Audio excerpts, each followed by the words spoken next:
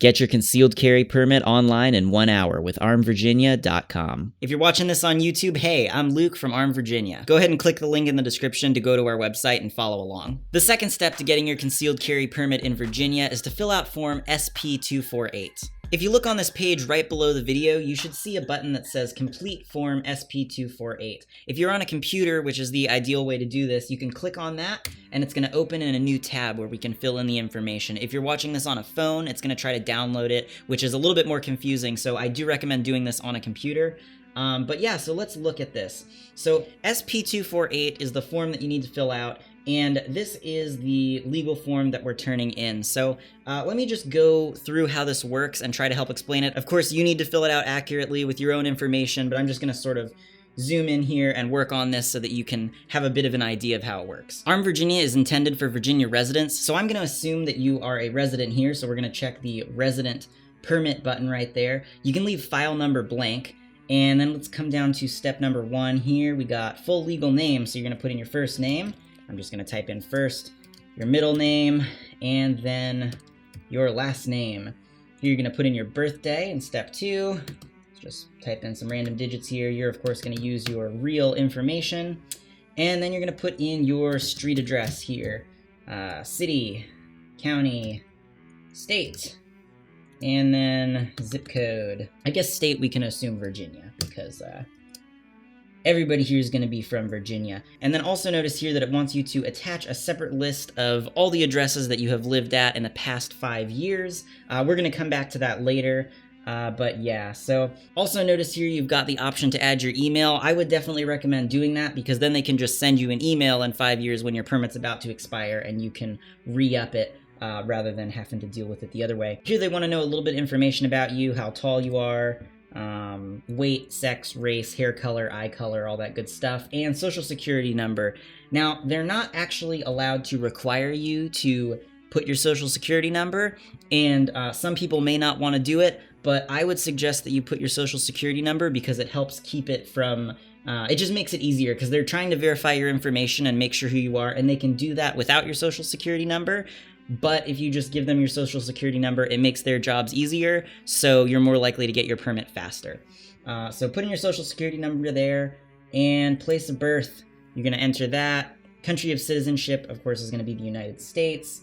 Phone numbers, and then here we're on to this whole section. This whole section here is basically just, are you a bad guy? So I'm assuming that you're not a bad guy, in which case you're just going to check no on all these boxes, but let's go through what they are real quick just in case. Have you ever been convicted of a felony? Blah, blah, blah. No. Have you ever been convicted of a misdemeanor? Blah, blah, blah. No. Have you been committed to the custody of the Commissioner of Behavioral Health? Blah, blah, blah. No. Have you been acquitted by reason of insanity? Blah, blah. No. Have you been involuntarily admitted to a facility or ordered to mandatory outpatient treatment if you were subject to a temporary detention? Blah, blah. No. Have you received mental health treatment or substance abuse treatment in a residential setting? Yada, yada, yada. No. Are you the subject of or named as a respondent in a restraining order or protective order? No. Are you addicted to or an unlawful user or distributor of marijuana? No. Are you an alien not lawfully admitted for permanent residency in the United States? No. Have you been discharged from the armed forces under dishonorable conditions? No.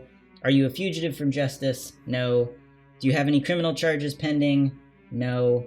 Have you within a 3-year period immediately preceding the date of blah, we're just going to say no to this one. Do you currently have a valid resident concealed handgun permit? I'm going to assume that of course you do not because this is your first time applying for one, so we're going to say no. And then down here you can see it says signature of applicant. You're going to go ahead and print this form out and sign it physically with a pen, not just type it in here. And the date you can enter yourself on the computer or you can write it in.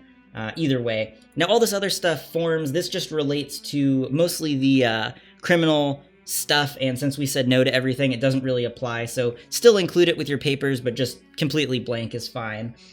Form 1, Form 2, we're going to ignore all this stuff. And then these notices down here are just like additional information with the stuff that we filled out above, so you can read it if you'd like, but if you've already filled it out, you're probably good.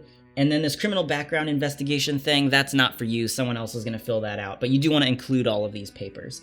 So even if they're just blank, you just, all 4 pages, print them out, bring them in, and it's really only the first one that you have to write anything on. So great.